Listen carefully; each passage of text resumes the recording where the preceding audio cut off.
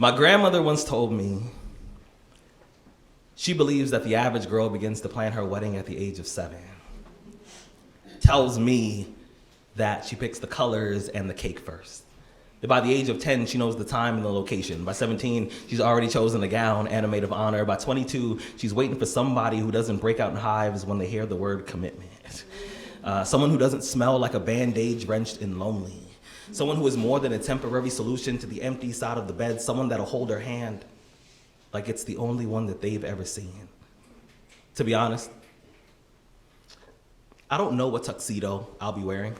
I have no clue what my wedding will look like, but I imagine the woman who pins my last name to hers will butterfly down the aisle like a 5-foot promise. I imagine that her smile will be so big that you will see it on Google Maps, so you will know exactly where our wedding is being held. The woman that I plan to marry, she will have champagne in her walk, and I will get drunk on her footsteps. When the pastor asks me if I take this woman to be my wife, I'll say yes before he even finishes the sentence. I'll apologize later for being impolite, but I'll also explain to him that our first kiss happened 6 years ago, and I've been practicing my yes for the past 2,190 days. When people ask me about my wedding, I never really know what to say. When they ask me about my future wife, I always tell them that her eyes are the only Christmas lights that deserve to be seen all year long. I tell them that if I could, I would shape-shift into the first thing she thinks about in the morning just to make sure no matter where I am in the world, I will always wake up next to her. I tell them that she has a walk that can make an atheist believe in God just long enough to say, God.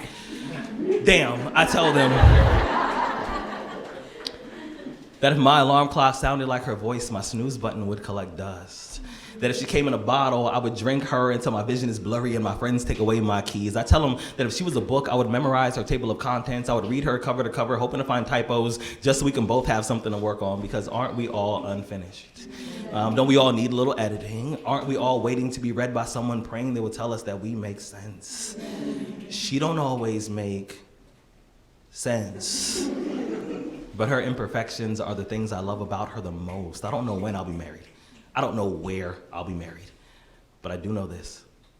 Whenever I'm asked to describe my future wife, I do so as best as I can. And every single time, she sounds a lot like you. Thank you.